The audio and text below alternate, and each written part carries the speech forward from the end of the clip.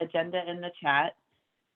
I believe that I emailed you all yesterday afternoon to let you know that TJ Poore, who was representing cross-sector mitigation subcommittee as one of their 3 representatives, as he's assumed the co-chairship of that subcommittee, he felt like he has needed to step back from this work since he doesn't have capacity to both facilitate those meetings and sit on this task group. So Adam Sherman, who I believe will be here this morning, if he isn't yet, he will also represent cross-sector along with Liz, and they'll just have 2 appointees on this committee for now. There was no one else to step in. However, Megan, you can be a dual representee, since Megan is actually officially on cross-sector mitigation now and co-chairs science and data for now. So Megan can be here wearing both hats and thinking about both mitigation strategies and the science and data behind these recommendations. So we'll think of it that way. And then I also wanted to welcome Chase Whiting. Chase Whiting, I'll let you introduce yourself, but Chase is a new appointee to the Just Transitions Subcommittee. Just Transitions has numerous new subcommittee members, which is allowing them to more thoughtfully staff all of the work that's happening now associated with the council. And Just Transitions didn't have a representative on this subcommittee, on this task group, I should say, and really wants to have a spot at the table to be thinking about the guiding principles and focus of implementation of that work from the onset in a way that hopefully time will allow now. So Chase, I'll let you introduce yourself and orient the group to your work and your commitment to this.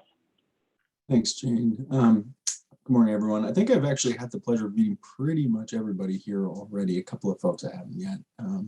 Look forward to speaking with you soon.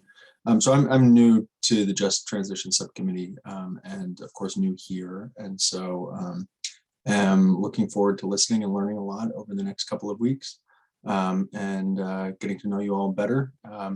During the day, I work as a clean energy and climate change attorney. And so a lot of the stuff that you all have been discussing around life cycle greenhouse gas accounting are things that I'm very familiar with and work with often. So anyways, it's wonderful to be here with you all and looking forward to working together. Great, fabulous. Welcome. Chase, I don't know if we've met. I'm Patrick Field. I'm a facilitator with this group. So nice to meet you. All right. Okay. Anything else on membership, Jane? Any questions from the group? Okay, I don't see Adam on yet, but hopefully he'll join us. And I know that one of our colleagues today, I think that Richard can't be with us today, but we'll share one comment he had when we talk about future presenters. So, okay. So we wanted to just take a little time for this group to reflect on our presenter last time, whose name I probably don't quite pronounce, Buchholz. And we did ask him 2 questions. And Jane, I don't know if you have the questions and responses from him we can share with the group. I couldn't find those in my email this morning. So maybe if you look for that, I'll turn to Charlie for a comment or question. Charlie, over to you. Thanks. Before we jump into reflections on our last meeting, I was just curious if Jane or Billy could give a little bit of a recap of the council meeting. I think this is the first time, a couple days ago, the council has met, at least since the legislature wrapped up, and just curious where folks on the council are at, kind of given how everything shook out. I know that looking at our subcommittee, not to sound negative, but like almost everything we proposed was either panned or watered down or is set up to be vetoed. And you look at like the council's work as a whole, and a lot of the big things, especially the clean heat standard, went down. And so I'm just curious what the conversation at the council was like around where do we go from here and what do we do? And Charlie, just on the clean heat standard, I think I want to make sure. So my understanding is right. It initially passed, the governor vetoed it, and then the legislature was not able to override the veto, correct? That's my understanding, is it failed by 1 vote. Okay. Yep. So for reference, I did just the last, I feel like I'm just dropping a million things in the chat. The 2 things I just put in the chat, the second from the bottom is the response from Dr. Buchholz around the questions that we asked. Just so folks know, I'm trying to be thoughtful with for the public component of this meeting. And whenever there are questions asked of a speaker or responses, paper shared, the meeting that they're germane to, I've been posting them on the website associated with that meeting. So the last meeting for the Biomass Task Group has any papers that Dr. Buchholz shared either before or after relevant to the questions, as well as the email that we asked him and the responses to that. So those are all online with that meeting, and they're dropped in the chat there. The last one I put in the chat is a presentation that Secretary Moore and I delivered at the council meeting on Monday that summarizes the first slide speaks to the funding that the governor had proposed in the budget recommended to climate action, and then the actuals that are coming through in the budget related to those climate action components. So that slide shows the actual funding in the budget related to weatherization, electrification, environmental justice, other pieces that are funded. The second slide in that chart speaks to all the bills that I had highlighted previously for subcommittees and councils on that handout a while ago that spoke to the legislative bills that seem to have direct ties or were coming directly from the Climate Action Plan recommendations. And so that second slide has the bills. It has a check whether or not they passed both houses, whether they passed the Senate and the House, and then whether or not where they sat with the governor. And at the time of that slide on Monday, I don't think anything has changed. Billy might have an update. I don't think any of those bills have actually gone to the governor since then. So it just shows that the clean heat standard itself was vetoed, not overridden.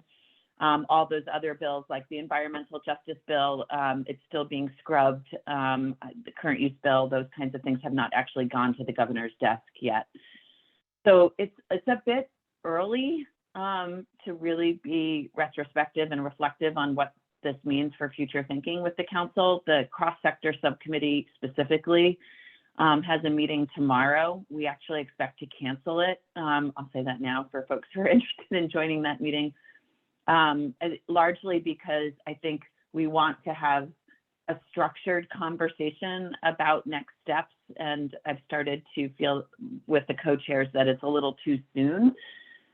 Next week or two, as the chips fall and we have an idea of what, if anything, the administration is going to put forward in that space, and then what the council intends to put forward in retaliation, or not retaliation, in response to, although it might feel like retaliation at times, I'm sure.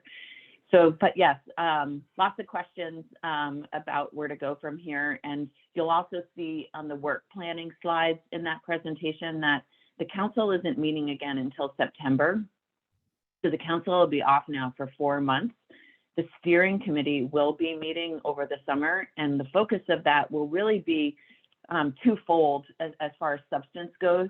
Planning for the fall, which is really about both budget recommendations. You'll remember the council we got the plan adopted, we sort of pulled it all together at the last second, and it was too late to sort of have an active voice in budgeting.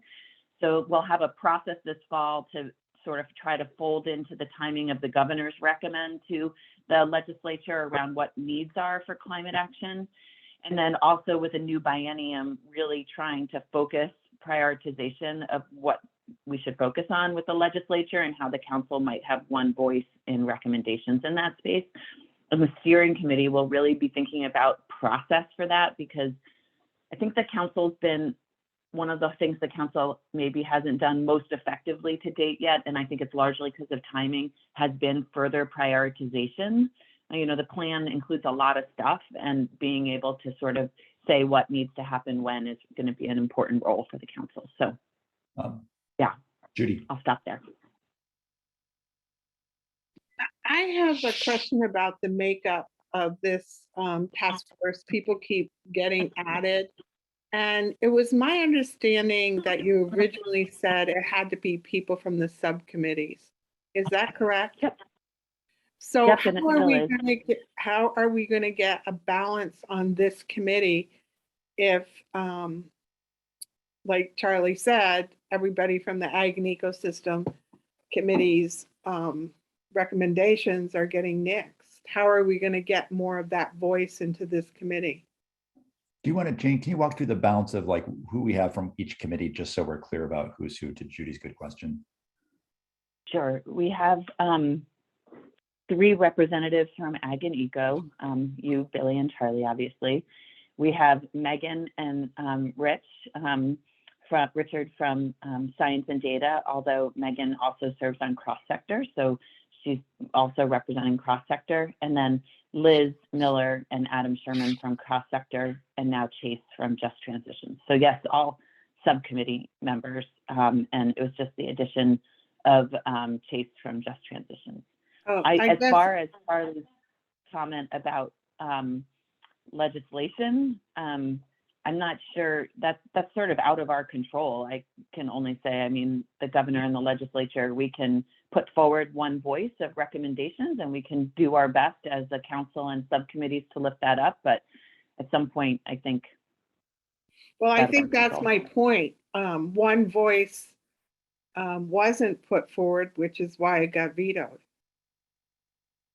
Well, it was from the council. That was a consensus recommendation at the council level. So. Right, but not from the rest of the committees. And that's my concern. You know, if everything Ag and Eco puts forward gets rejected at some level, then it's not a unified opinion that goes forward. Judy, is your concern this group here, or the makeup of the council, or just the makeup of this group? Specifically, there's nothing we can do about the council, but the makeup of this group, like I didn't know Billy was accepted into this group, because when we were looking for representatives from Ag and Eco, Billy was not interested. Bill, do you want to speak to that? I don't believe that was the case. I indicated that I would be interested and willing to participate when we had that conversation, is my recollection. And Bill, and I know last meeting, Bill, you weren't here. I think you were on travel or the like, which is why I think you weren't at last meeting, if I remember right. Yeah.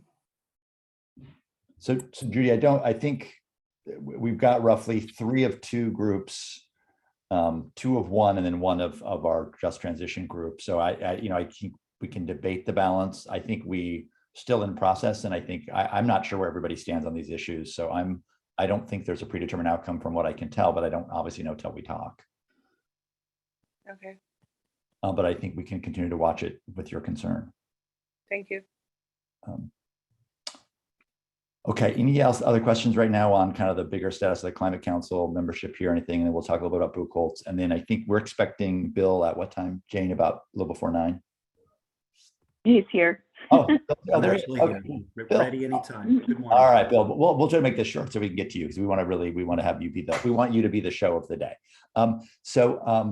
I think with Buchholz, if you look at Jane's first link there in the chat, he said 2 things that kind of I think Jane, I felt like weren't quite clear. So he said kind of existing plants may have already paid back their carbon debt, but he didn't really go into detail. So we asked him to give us a little bit more explanation about what he meant by that. So you can see in that in the kind of response. Thanks, Jane, so much. He kind of gave us a response about there was a generic statement. It was based on these kind of understandings. And so that was his answer to kind of a statement that we thought needed a little more clarity. So just that, people take a look at that. And then we also just weren't sure when he talked about his different scenarios, we weren't sure what the particular mix he was using for energy for New England states. And so he essentially, and New York. So we asked him and he gave us the details from that, just so we knew that he was, based on relatively recent, current sort of energy or electricity mix from sources. So those are the 2 questions we asked. But was there any other questions about that or any other kind of quick reflections before we go to Bill from our presentation from Dr. Buchholz? Charlie. I think it was a great presentation. I think it really helped clarify some of the questions that we had on the committee coming out of our work regarding his report. There was one chart in there that I thought was really helpful, kind of had the X and Y axes of fuel mixes and harvest rates, and the cells basically where do we fall in terms of net impact. My big question coming out of the conversation with him is around more so we've got a set of variables that we can look at managing, one of which is harvest levels. And what I'm struggling with is, from a public policy perspective, we can dictate how much pellet production we want to authorize or what fuel mixes we need to see in there, but I don't know how we handle the overall harvest levels in our wood basket, whatever we're calling it, because that has a huge part in the net effect of sequestration in the big picture. And so that's something that I still struggle with coming out of it, is from a public policy perspective, how do we or do we have the ability to actually pull all those levers that we would need to get us to where we want to be in that matrix? And I think that, Bill may want to reflect on that when he goes into his piece at some point. And I think as we think about, we may want to start keeping track of what levers we can pull or can't, or we would like to pull but can't, and maybe begin to track those across our presentations here, Charlie. Good point. Good. Any other questions or reflections from Dr. Buchholz? And they can be just questions too. We just want to kind of track any quick reflections from his presentation. Okay. All right. Dr. Keaton, I think we're over to you. I think we're going to want to give you a kind of a pretty good length of time to present. And do you want to kind of take questions as we go? Do you want to present for periods of time? How do you want to kind of handle your presentation? Well, first, let me try sharing my screen to make sure this is working. Yep. So let's just see if you can see this on presenter mode. Are you able to see that? Yep, that's great. Okay, great. Well, I think probably it would work best for me if I took the first block of time as we had scheduled, 45 minutes, something like that. See how this goes, and then open it up for questions and discussion at the end. Although I'm happy being interrupted at any time, and I'm used to it in my classes. So, just feel free to stop me if something doesn't make sense. Does that sound okay, Pat? Yeah, it sounds good. I think if people need, why don't we do this? If people have clarification, why don't we stop and clarify that? So we do that in the moment. If people have more of a comment or want to have a discussion, hold on that. If you want to note, hey, I want to remember, let's talk about action, put it in chat just as a reminder, and then we'll go back through to Cheryl's question. And we're going to obviously give the working group members preference to engage with Bill. We certainly will have public comment, and if we have more time to let the public ask some questions at the end, we'll do that too. But we'll absolutely have time at least at the end, and hopefully Bill can stay on through. Bill, can you stay on through 10? Oh yeah, sure. Okay, great. So Cheryl, that way, even if it's toward the end, Bill will still be on to answer a question if you have it. Okay, so over to you. Okay, great. Well, thank you, everyone. Good morning. Thank you for the invitation to speak with you today. I wanted to talk a little bit about risks and benefits associated with wood bioenergy production. And I'm sure I don't need to tell you now at this point in your process that this is a highly contentious issue, not just from a policy standpoint, but also within the scientific community. I have personally in my career found this to be one of the trickiest issues to explore and to get right. And it's one where, in my professional opinion, there still is not a clear scientific consensus on certain key questions like net emissions consequences of various different bioenergy scenarios. It's something that the science is still wrestling with.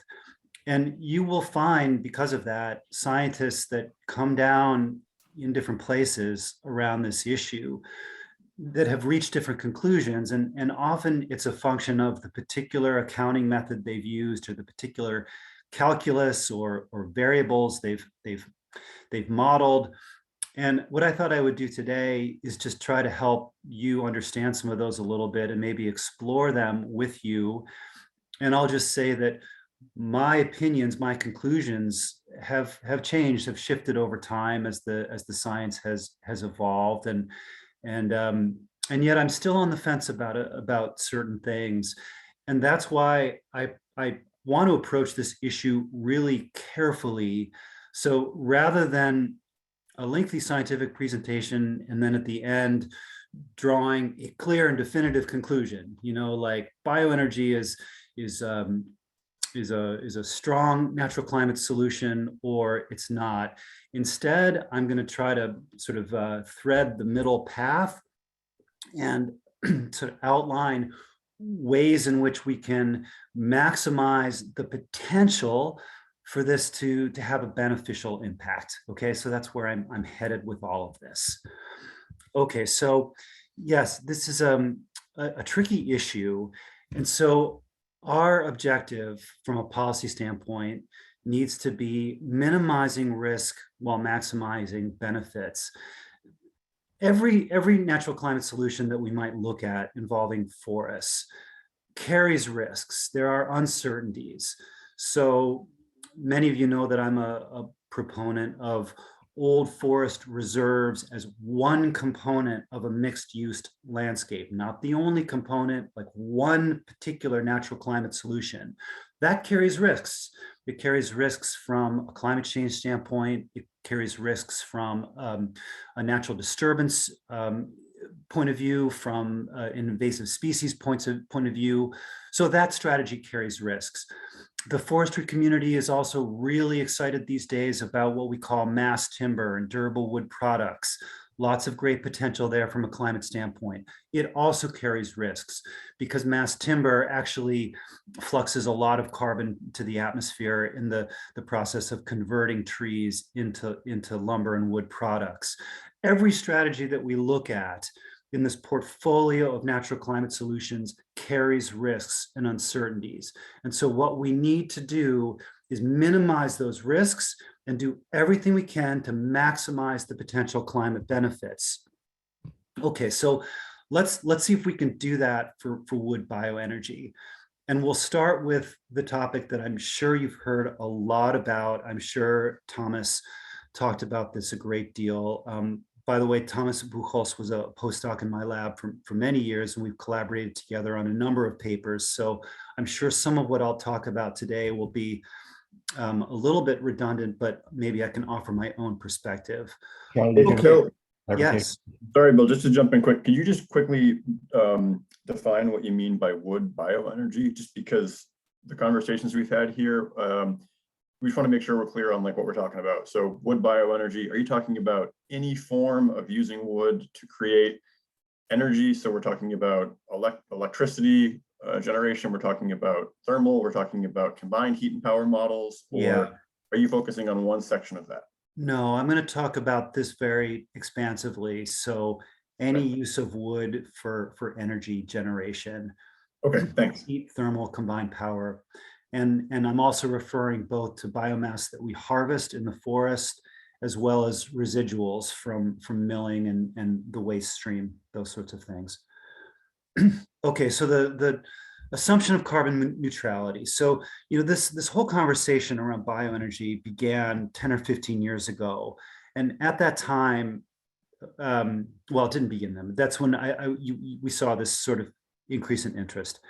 And we had the Biomass Energy Working Group for the state legislature and other policy initiatives around New England. And so at that time, there was this assumption of carbon neutrality. And the idea was that if bioenergy harvesting is just part of the mix of timber harvesting on the landscape, and we're practicing rotational timber harvesting, and those rotations at a stand level are staggered across the landscape, or they're spread out over time and space, that they should essentially cancel themselves out in terms of their net fluxes of carbon to the atmosphere. They should maintain and produce this equilibrium landscape with no significant change in the overall amount of carbon that's stored on the landscape.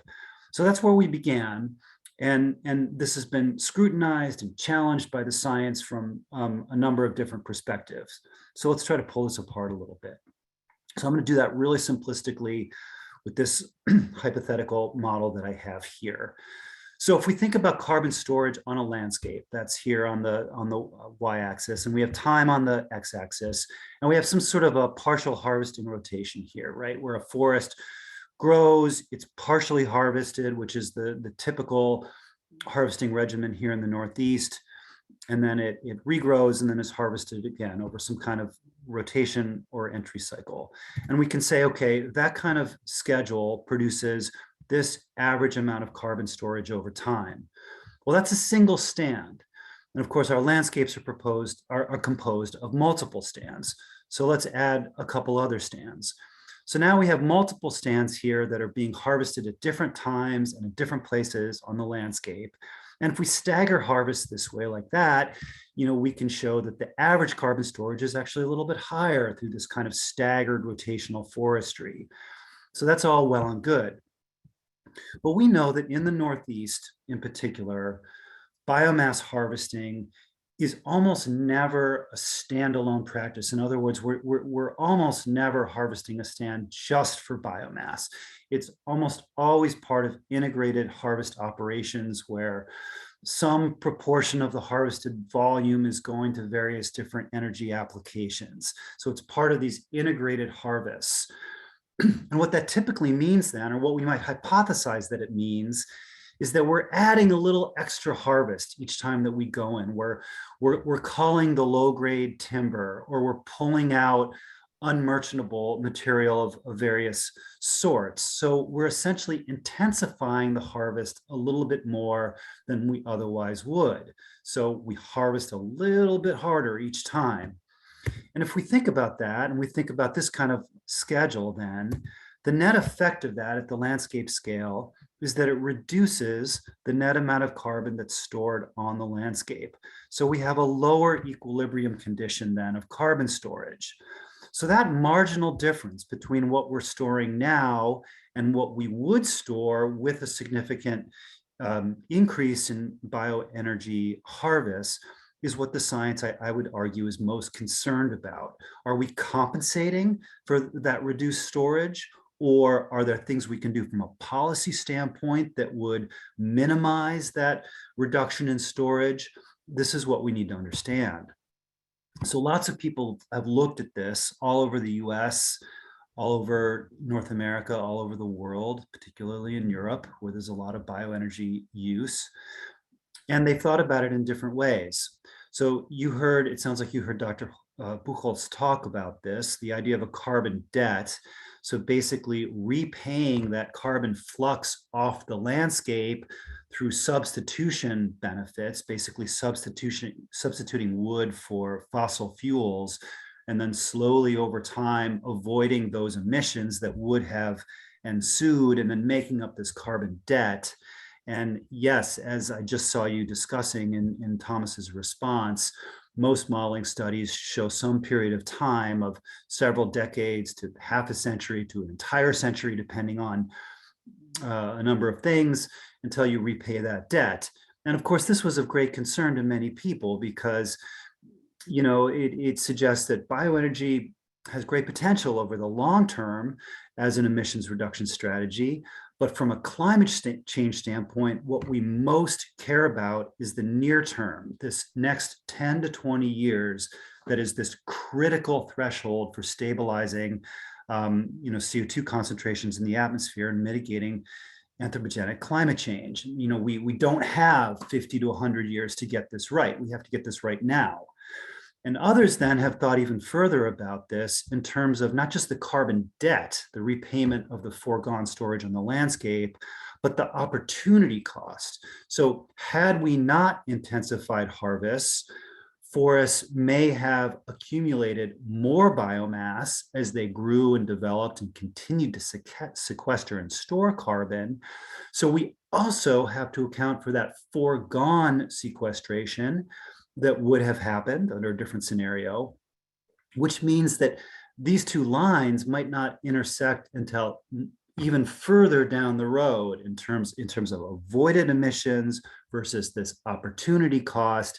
And that's what Mitchell and then Harmon and other well-known carbon scientists have called the carbon sequestration parity, that point in time in which you really have not only repaid your carbon debt, but exceeded the opportunity cost of carbon storage on the landscape had you not harvested wood bioenergy. I hope that makes sense.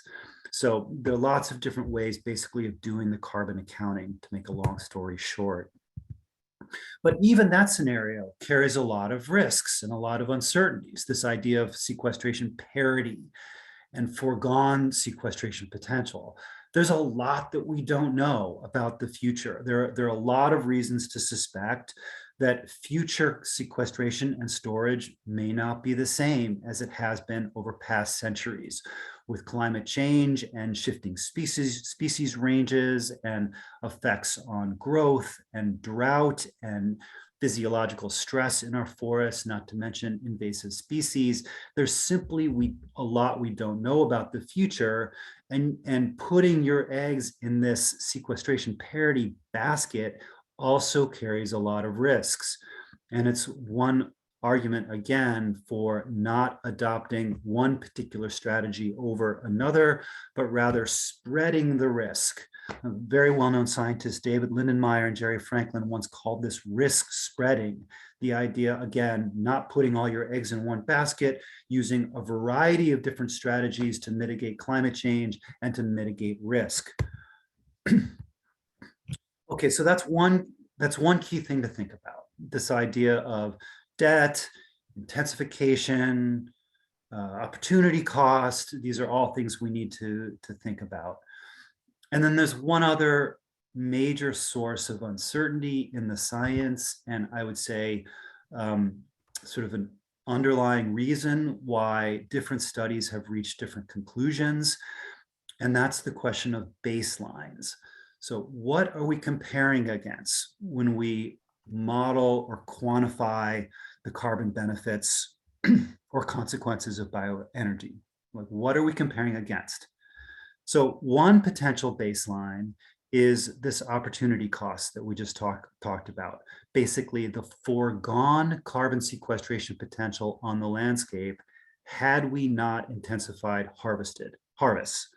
So that's one way of establishing a baseline. And often when we then compare some kind of new forest management scenario, such as one that involves intensified harvest for bioenergy, that leads us to the conclusion that bioenergy is actually contributing to carbon flux to the atmosphere. In other words, we are changing our forested landscape into a net source of greenhouse gas emissions.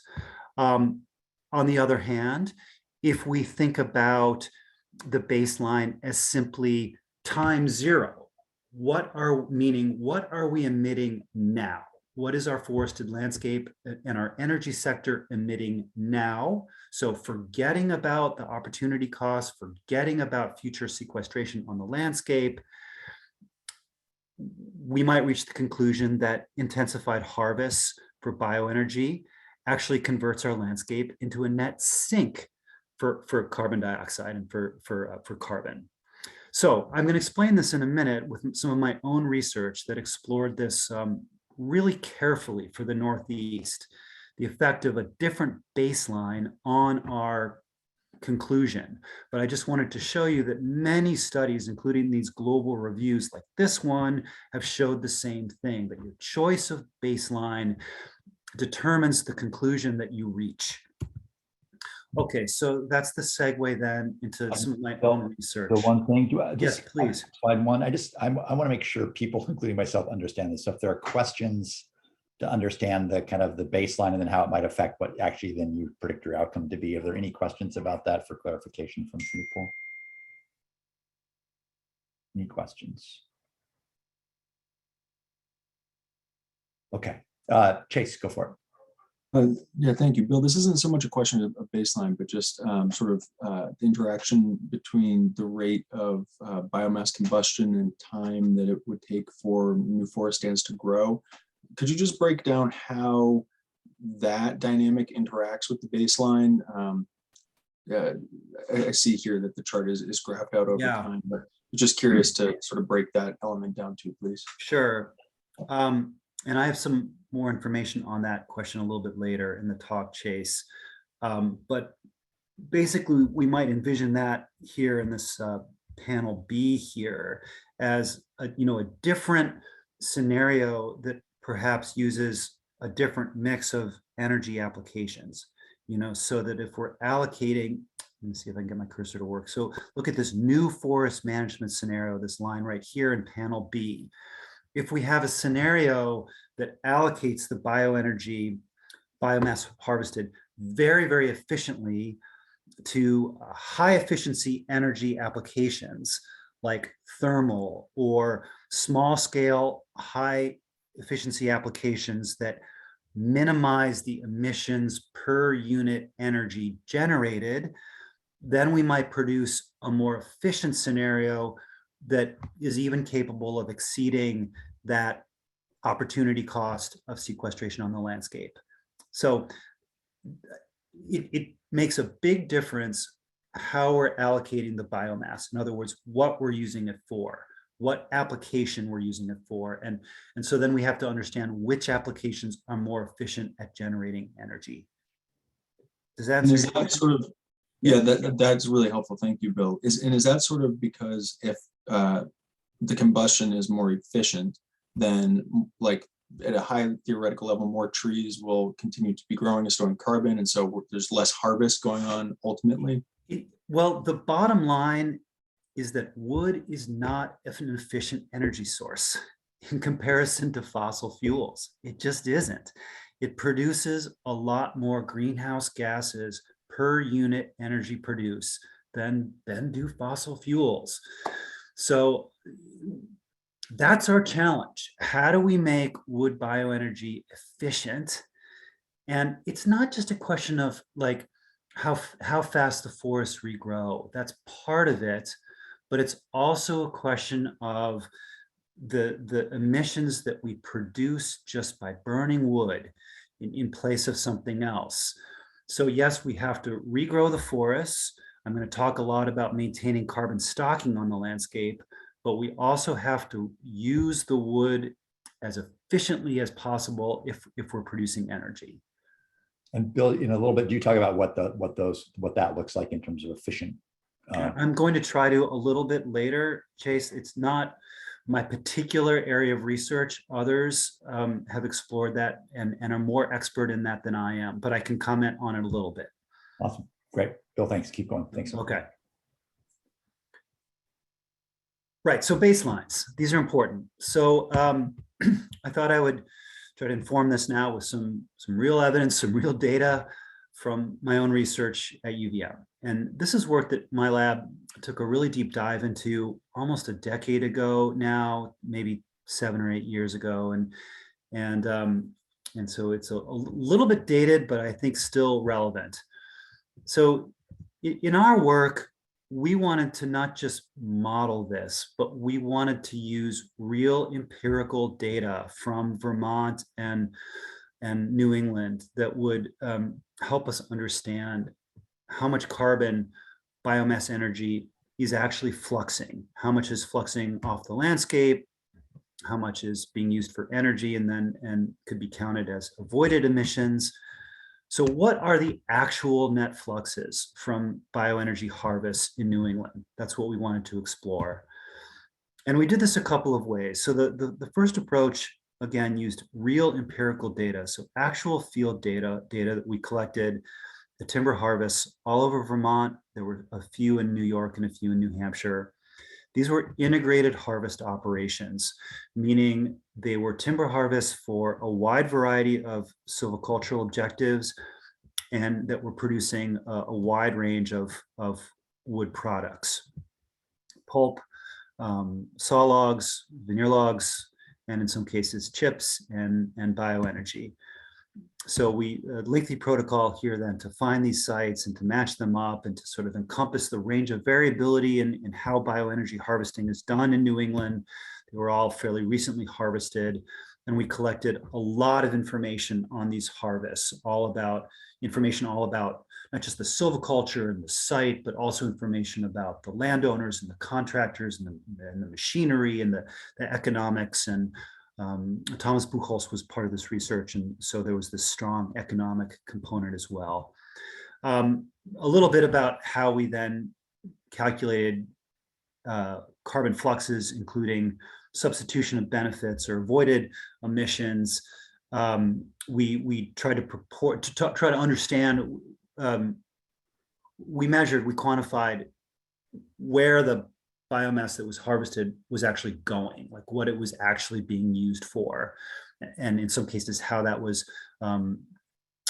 fed into the New England grid. And so we had numbers like this that again came from the actual end use of the biomass as opposed to something that's hypothetical or modeled.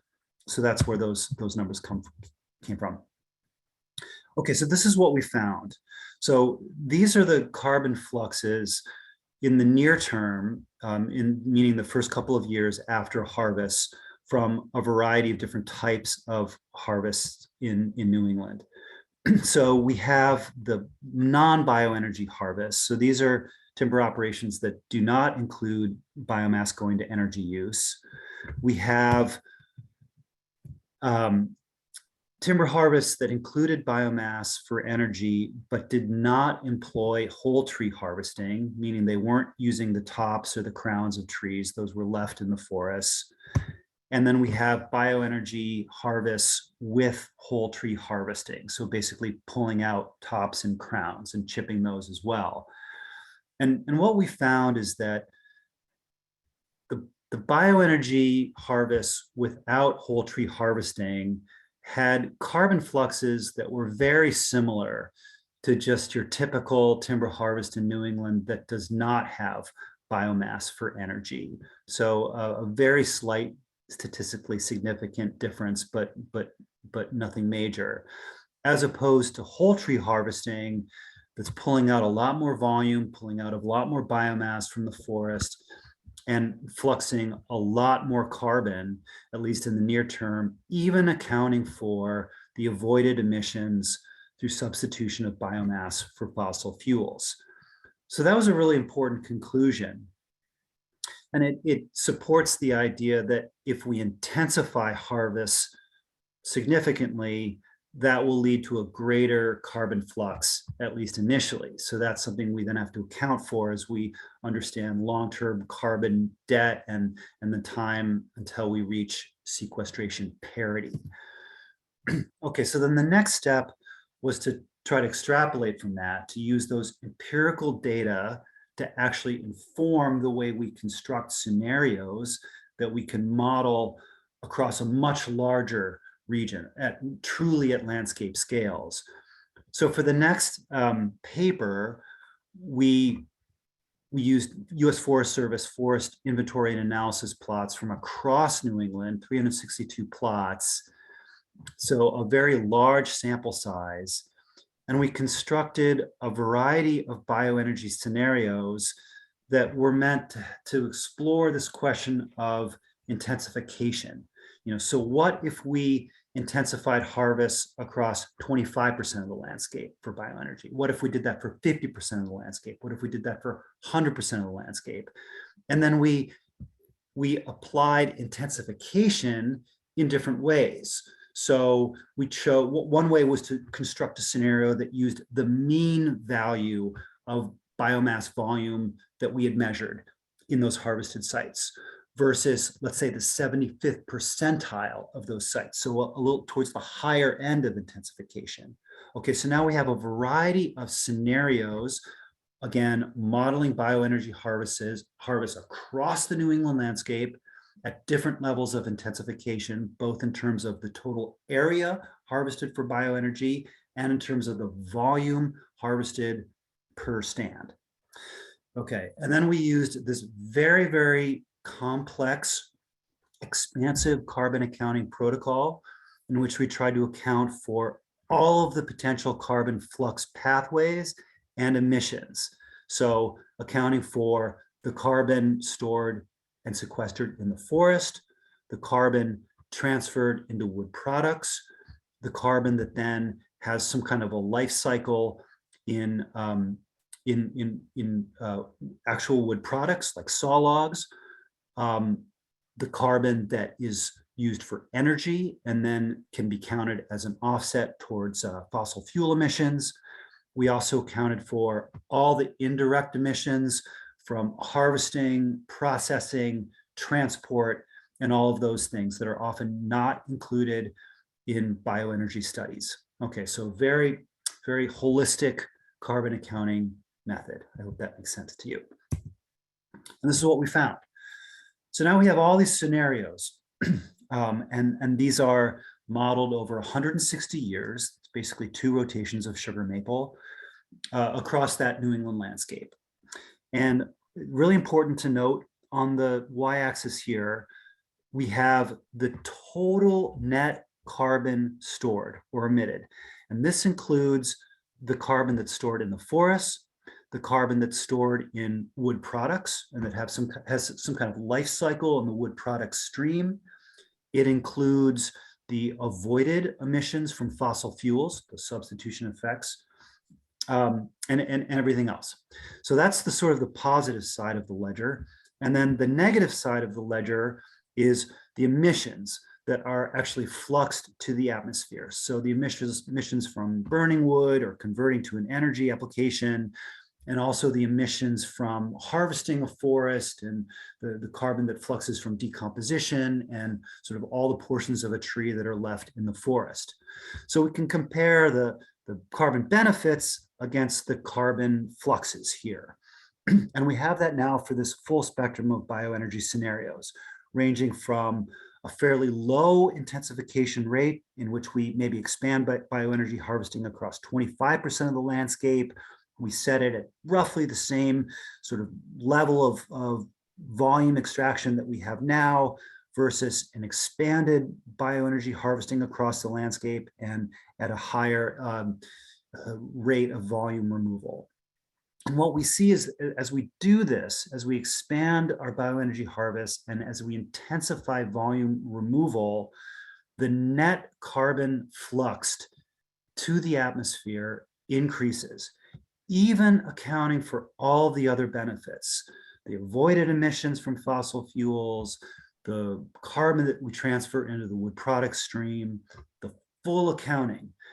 So it supports the conclusion that if we intensify harvests a lot, there is this unintended consequence of a greater net flux of carbon to the atmosphere. Okay, so this is what gives me pause, right? This is why, okay, we're like, we have to really understand this to try to avoid that. There's also some good news though, because remember I said that the conclusion you reach about bioenergy all comes down to the baseline that you use. That's the critical factor. So let's look at this a slightly different way.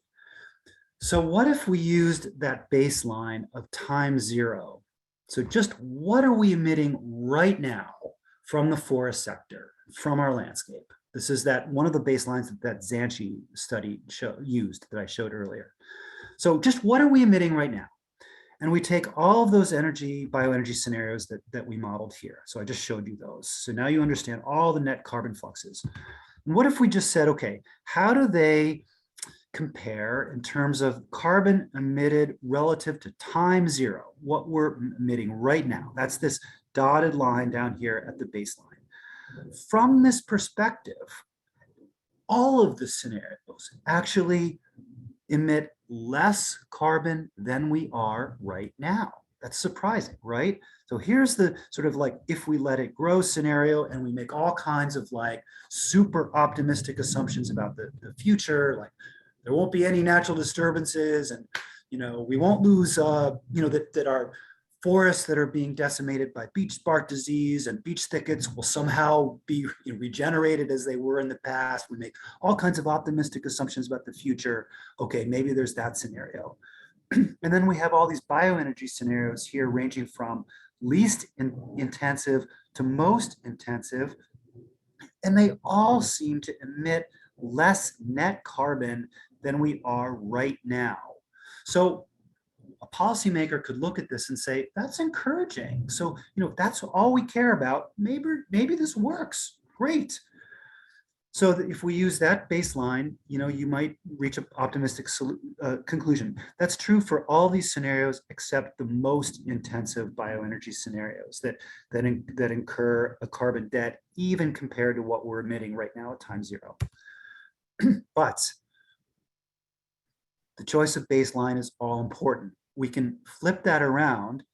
And now as the baseline, this zero line up here, we're going to use the no management scenario. Like what if the no bioenergy scenario here, this one, the blue one. What if we did not use timber or biomass for energy? What if we did not increase the amount that we harvest for bioenergy?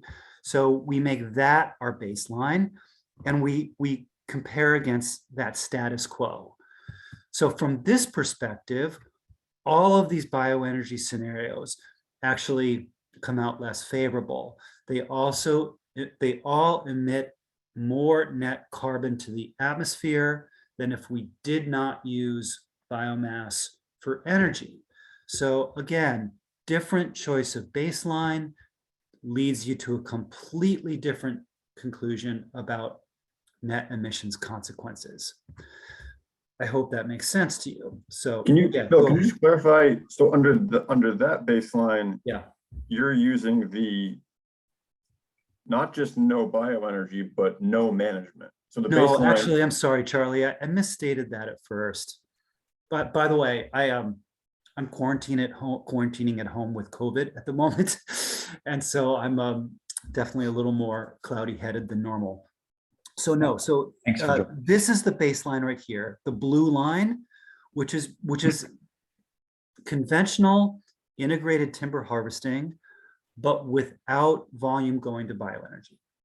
I got you. So on the next slide, So the next your slide, baseline- we take that blue line and it Okay. becomes the baseline, and we compare all those other scenarios against that. gotcha. And from that perspective, they look less favorable. They emit more carbon than the non-bioenergy baseline. Okay, so I hope this, so again, your conclusion all depends on your choice of baseline. Can you clarify one assumption, please, Dr. Keaton? In those scenarios, are you netting out the offsetting of fossil fuel use and the kind of sequestration resulting from, okay. Right, so that's all in the calculus that I showed here. Yeah, I just want to make sure that carried through. Yeah, it's all of the carbon flux pathways in the forest, in wood products, and also in energy, including, yeah, as you said, the avoided emissions. So it truly is the net consequence. Okay. So again, the conclusion you reach depends on the baseline and the accounting that you use. And then a lot of this comes down to this $1 million question of, you know, if we promote policies that favor Chase, do you have a energy. question? Sorry, Bill. Chase, do you have a Sure. question on the previous slide before Bill's going to this one?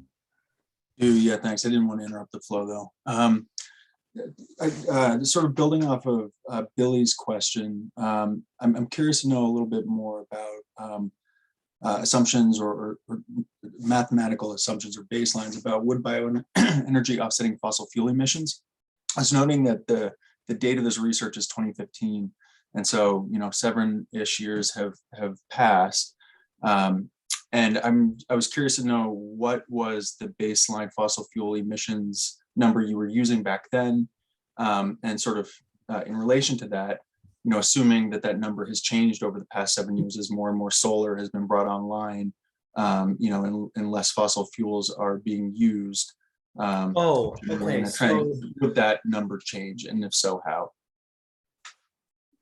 yeah, I think we might be missing each other slightly here. So the way we modeled emissions was to quantify the emissions from the bioenergy use, as well as the energy generated, and then count that as an offset. So we quantified how the emissions that we were avoiding by not using fossil fuels. Okay, and this is how we did it right here. So we use these numbers. And you're right, this is a little bit old, and all of these might have changed a little bit since then and would need to be updated. So Bill, just to be clear, if we project forward and we make an assumption that more and more of New England's mix will be renewables, let's just say that, not biomass, then assuming there's less and less carbon offset because you're producing energy that's already non-carbonized, like wind or solar, more and more. So I'm just trying to understand the future a little bit. Yeah, that's an interesting question. I think that's true. I would need to think about that a little bit, but that's a very interesting point. Yeah. Chase, did you have a follow-up? And then we'll. No, you succinctly asked my question far better than I did, Pat. So thank you. Yeah. I have a quick follow-up. Oh, sorry, Chase. And I guess no, that was it. Were you able to make a distinction between the relative effect on thermal applications or electric-led applications of wood? Yeah, fuel? definitely. And that's kind of where we're going with all of this towards the end, because if you look at these energy conversion numbers, as well as the avoided emissions, the more that is allocated towards thermal or combined heat and power, the greater the offset benefit. Okay. So again, I mentioned at the very beginning that the efficiency of energy generation is critical here with all of this. And you are both right that efficiency is improved, particularly with so many of our thermal applications at sort of municipal and residential scales in New England. So efficiency is getting better. Yeah, absolutely. Okay. Let's continue on here. I'm sorry this is taking me so long. It's just a lot to get through here. And we can sort of stop at any point, by the way, if you need to move on. Keep going. Okay, so this is the work that Thomas and I did then, using that same data set from those 35 bioenergy harvests across New England. And Thomas really wanted to understand the economics of bioenergy harvests and how those may or may not drive a possible intensification of harvest levels if we favor biomass. And what he found with some really great work that he did was that the primary driver of higher harvest intensities was not so much the silviculture. There didn't appear to be a relationship with silvicultural objectives, which are often stated as the reason for doing bioenergy harvesting, right? We'll often say, well, we need this to incentivize pre-commercial thinning, or stand improvement thinning, or harvesting of low-grade timber to improve growth and yield of our forests. And it's not that I don't believe that that's true. It's just that in our case, the data didn't support that hypothesis. The data supported a conclusion that what was actually driving intensification harvests was contractor profit.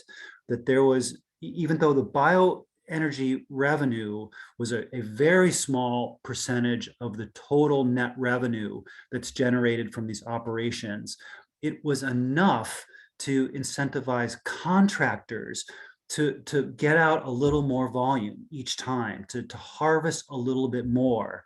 So we saw this relationship between the net income primarily to the contractor, not the landowner, the contractors, and harvesting intensity. So it suggested that there's this economic incentive there for contractors to harvest more when biomass is part of the mix. I'd be super curious in Charlie's opinion and other professional foresters. That paints a picture that's not completely, that doesn't take into account the whole economic picture of a timber sale and what goes into it and the overhead costs associated with it. And yes, but that only paints part of the story. I just want to say, and it's not like loggers are out there driving around and, brand new pickup trucks. And when we talk about profit, the profit margins we're looking at in often cases are minuscule. Right. In terms That's of, true. Yeah, and it was even more true with mechanized harvesting, surprisingly, because of all the expenses and paying mortgages on equipment and everything else. But nevertheless, this was the one clear relationship that emerged when Thomas accounted for all those other factors. I'd love to have you really scrutinize this paper and see what you think. Okay, but it's evidence that there might be something there. There might be reason to be concerned that harvest rates might intensify. Okay, that just something we need to understand. We need to do what we can to maybe ensure that that doesn't happen. And that's where I think there is this important role for bioenergy harvesting guidelines like those that we created a number of years ago for Vermont and for others that have come out across the region that encourage landowners and encourage operators to retain some proportion of tops and to retain some proportion of dead trees and down logs and other things that avoid that kind of worst case scenario of harvest intensification. Okay, so I spent a lot of time. I'm going to try to just really quickly burn through the last part of the talk here. I think maybe I could take 5 or 10 more minutes. So like, what's the way forward? Like, how do we minimize those risks again and maximize the benefits of wood bioenergy? I do think there is a way to do that, to thread this needle. And recently I've been on the road around the country giving a similar talk in which I proposed 4 tests for durable wood products. Again, trying to inform this, this discussion around mass timber. As I thought about it to prepare for today, I realized that these 4 tests probably also work well for wood bioenergy. So I've adapted them a little bit into this context. So here you go, my opinion, 4 tests for wood bioenergy that we would need to meet in order to have pretty high confidence that this is a climate-friendly approach.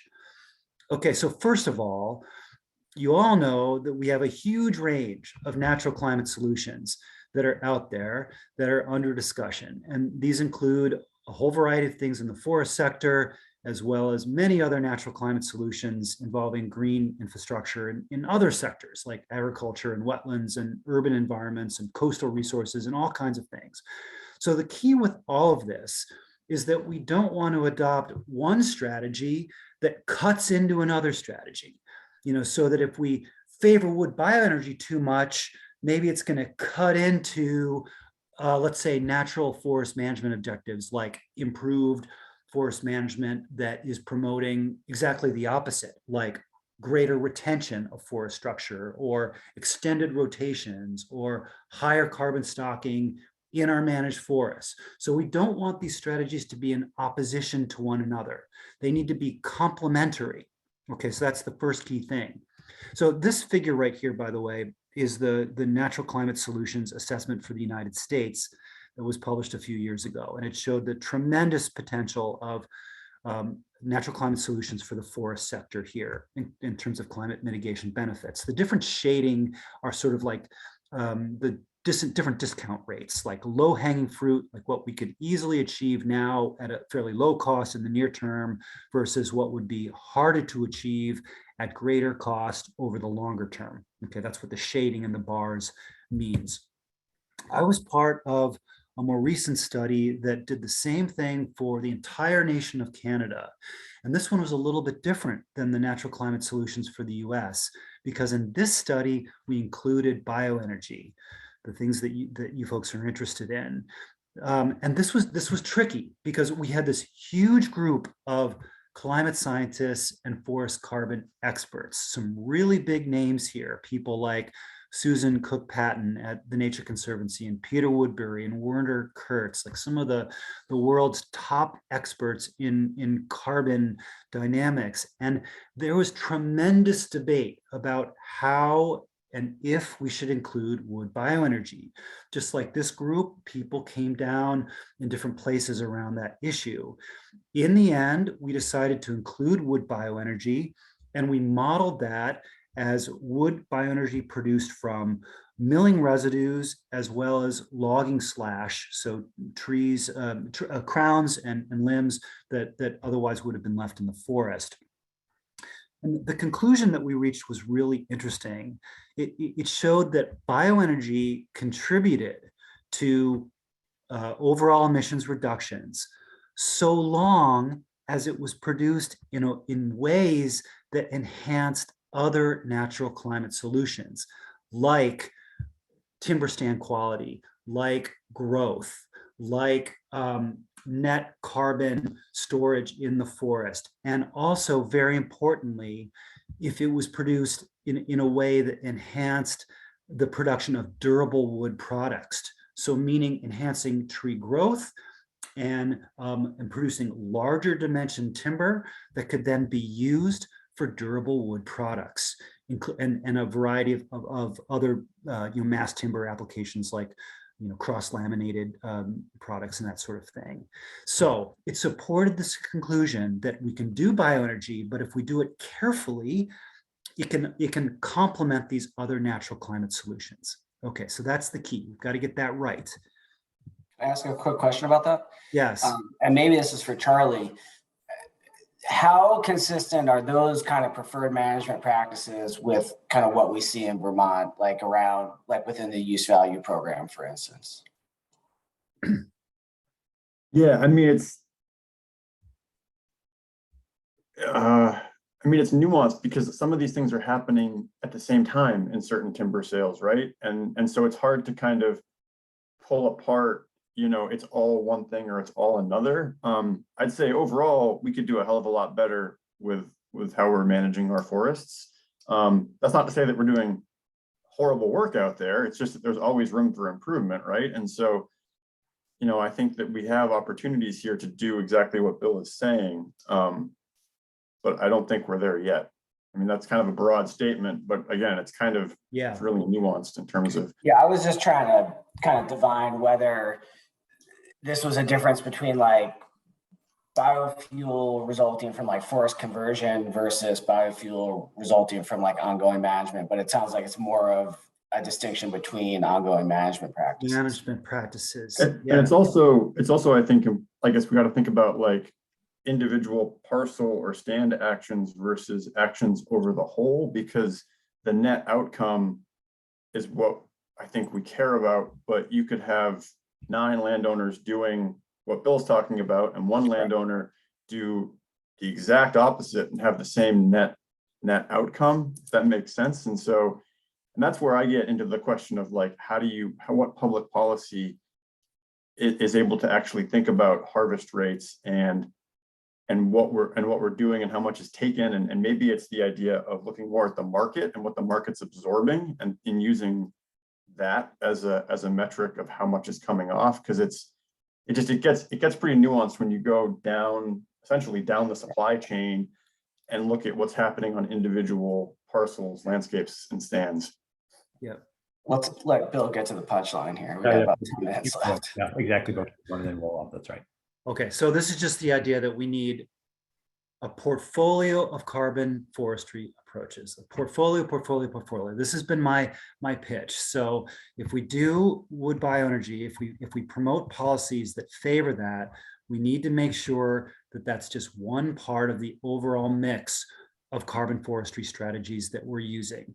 Because as you all know, there are many discussion groups just like this, but focused on all of these other natural climate solutions, durable wood products, retention forestry, wilderness and reserves, urban forest cover, all of these things. And we have to get this overall portfolio right. And that's the way that we spread risk spreading. Okay, so we need a portfolio approach.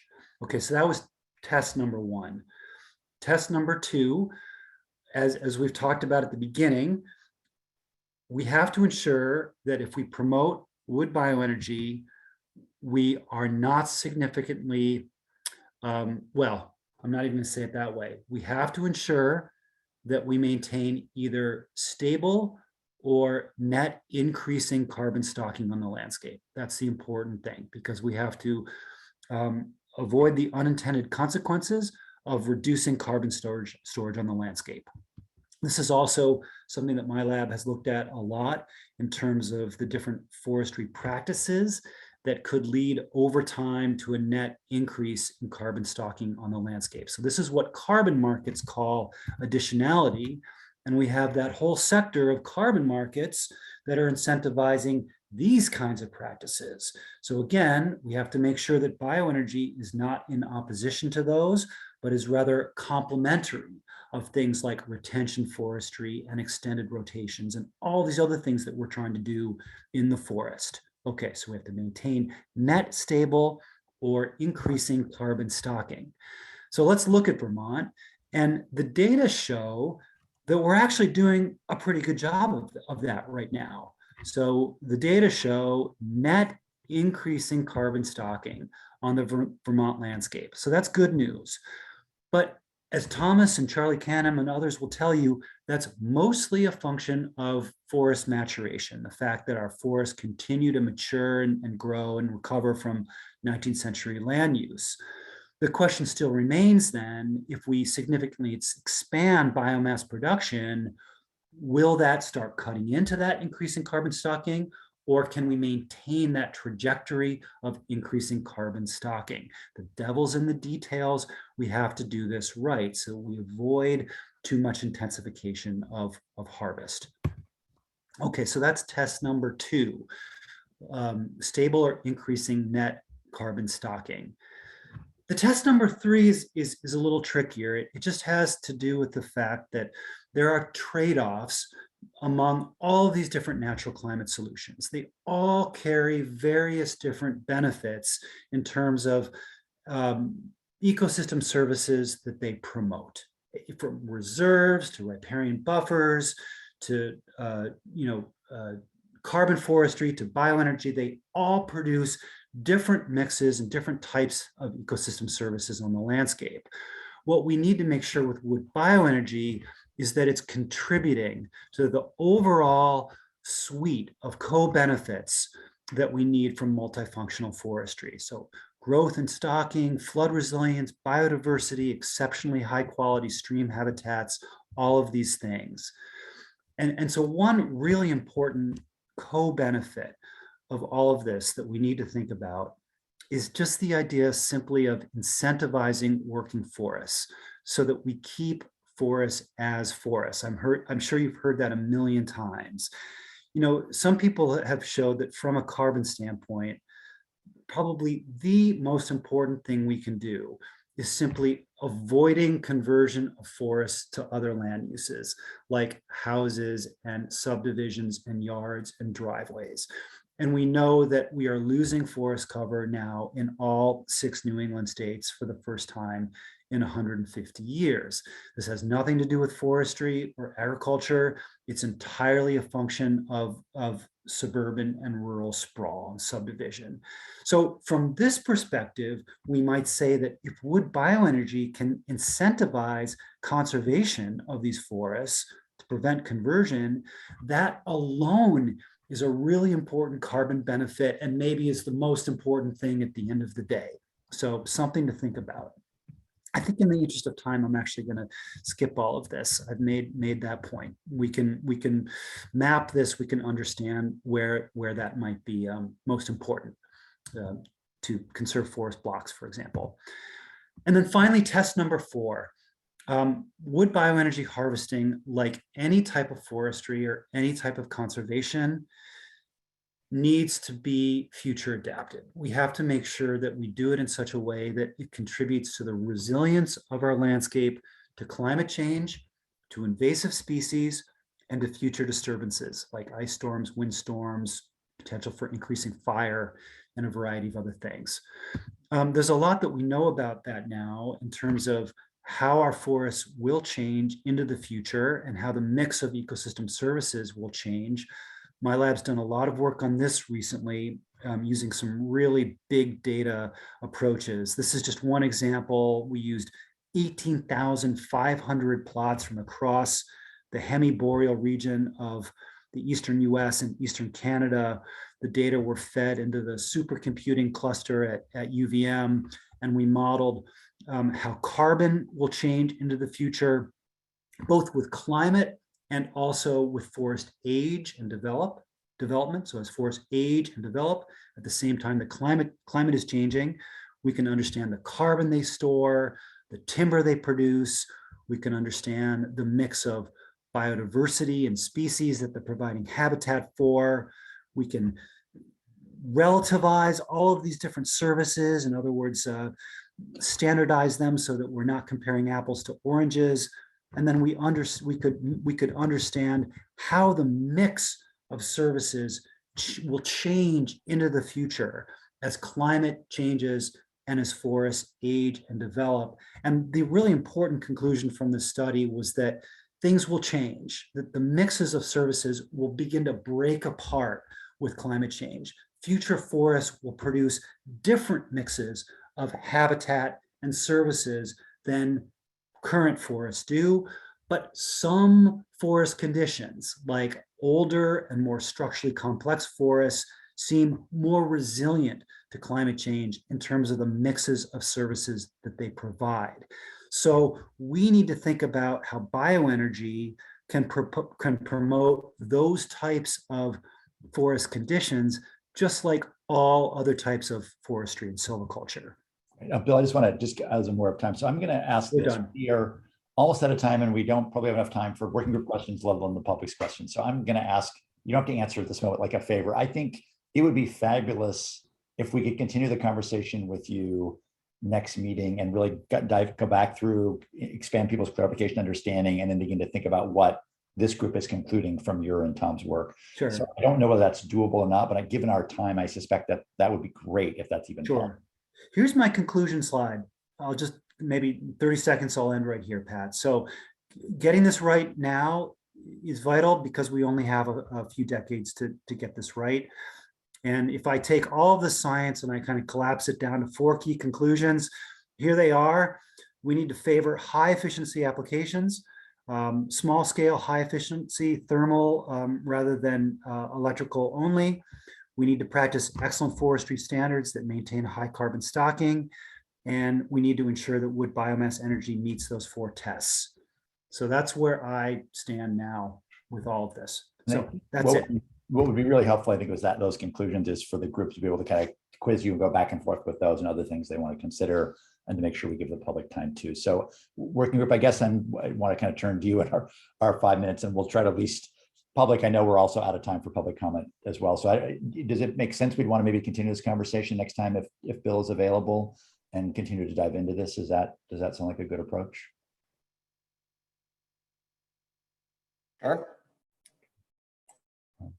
And then maybe we had lined up Ali for this. We might kick her to one more later, just so we can finish this conversation, because we want to make sure we draw some conclusions or see where the group is at, given Bill's presentation, Tom's, and we don't want to get so much information to you we can't remember what we were trying to conclude. Okay, so very, very briefly, public comment. I think maybe what we'll just notice, we don't have a lot of time now, but we'll definitely make time next time when we have more time for everybody's comments. But if there's any just really quick public comment, and Cheryl, thanks for the comment in chat. Make it now, but just make it really short, and we'll definitely provide more time for everybody next meeting. So can I actually ask Bill just to respond to the point Cheryl raised, because this paper has been brought up a few times by multiple people, essentially saying that timber harvesting is a greater threat to our forests and carbon sequestration than the conversion to forests. And I'd like to get Bill's opinion on this paper, or how it's being presented here. Bill, do you see that in chat? Yeah, I see that in the chat. Well, both of these authors of this paper are very, very highly respected scientists at Harvard Forests, and I generally really respect their work. I have to tell you, I'm not familiar with this paper. I would need to take a look at it, because that conclusion really surprises me and is not at all what I would have expected.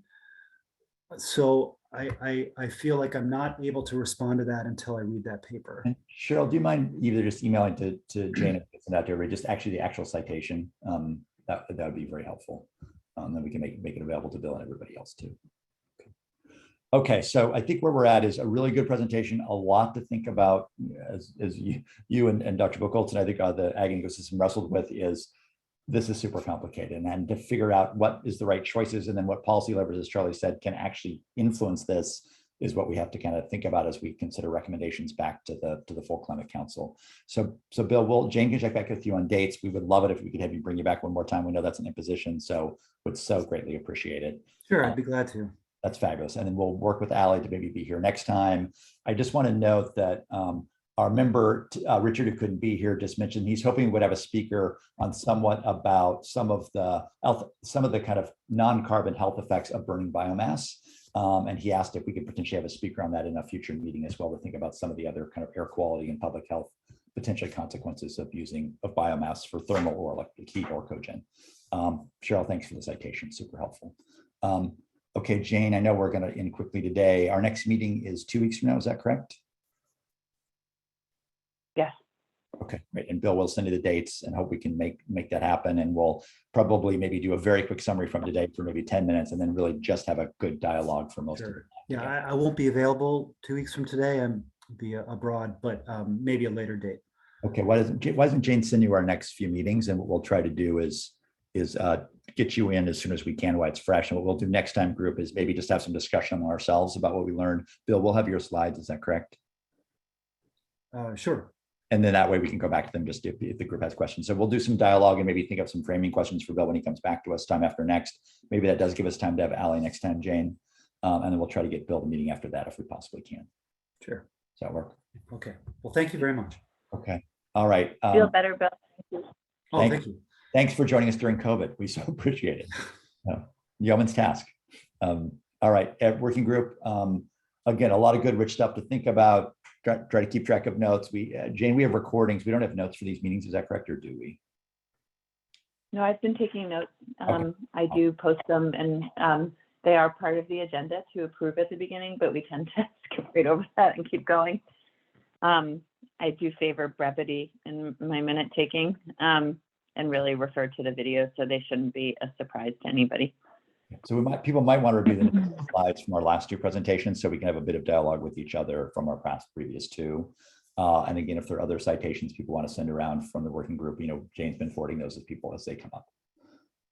All right. Yeah, and posting them for the public. And I do just want to say that I have reached out to Judy. I'll try again. I know she left early, but trying to also highlight some other speakers who can bring TEK knowledge into this conversation, and haven't had any recommendations. But in addition to Judy, if anybody else has suggestions on further speakers, open to considering anybody that you have. Great. All right. Thank you, everybody. Learning moment will also then begin to turn this into dialogue and discussion as well. So we'll see you in 2 weeks. Thank you. Have a nice day.